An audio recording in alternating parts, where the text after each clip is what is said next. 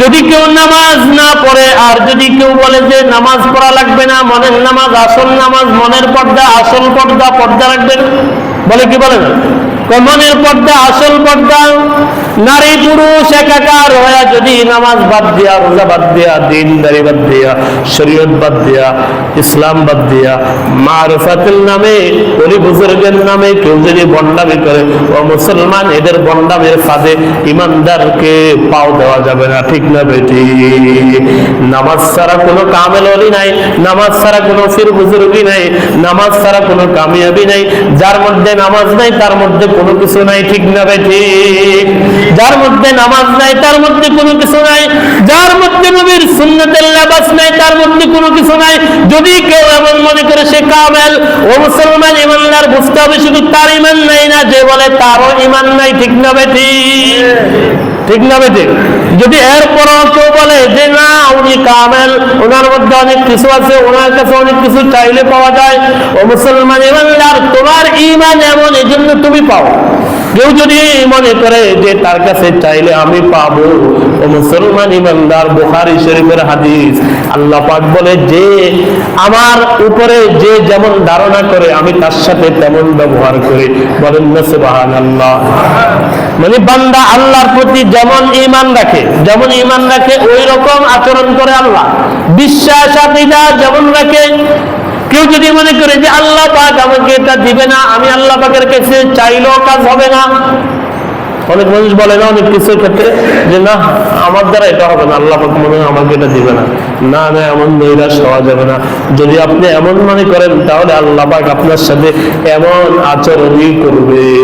আর আপনি যদি বিশ্বাস রাখেন যে আল্লাহ পাকই আমাকে দিবে, দুনিয়ার কারো দেওয়ার ক্ষমতা নাই, দুনিয়ার কারো নেওয়ার ক্ষমতা নাই, দুনিয়ার কেউ আমাকে কোনো কিছু করতে পারবে না, করার মালিক একমাত্র আল্লাহ।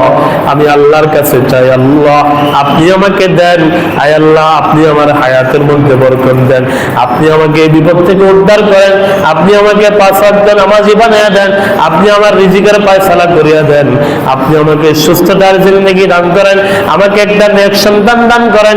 কেউ যদি আল্লাহ পাকের কাছে এমন ইয়াকিন আর বিশ্বাস নিয়ে বলে যে আল্লাহই দেওয়ালা, একমাত্র জাত, আল্লাহ পাকই আমাকে দিবে আর দুনিয়ার কেউ দিতে পারবে না, তাহলে অবশ্যই আল্লাহ পাক আপনাকে দিবে। বলেন না সুবহানাল্লাহ? ঠিক না ভাই? ঠিক বলেন তো, দেওয়ার মালিক কে? এই জন্য মুসলমান ইমানদার নামাজ ছাড়া যাবে না, নামাজ ছাড়া যাবে না, ঠিক না ভাই? ঠিক। আবার অনেক মানুষ নামাজ পড়ে আবার নৈরাশ হয়ে যায়, কি লাভ হবে, 5 ওয়াক্ত নামাজ পড়ে সবকিছু করে, এরপরে তো মুসিবত ছাড়ে না। নাউজুবিল্লাহ বলেন।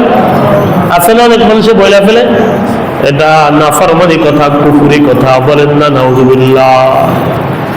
নামাজ পড়ে যদিও মুসলমান ইমানদার ঈমান আনার পরে কাফের বেঈমানরা মুসলমানদের উপর অত্যাচার করছে, কি করে নাই?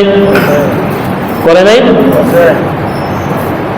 শারীরিক নির্যাতন, অত্যাচার, দেশান্তরিত হয়ে মক্কা ছেড়ে মদিনায় চলে গেছে, হাবশায় চলে গেছে।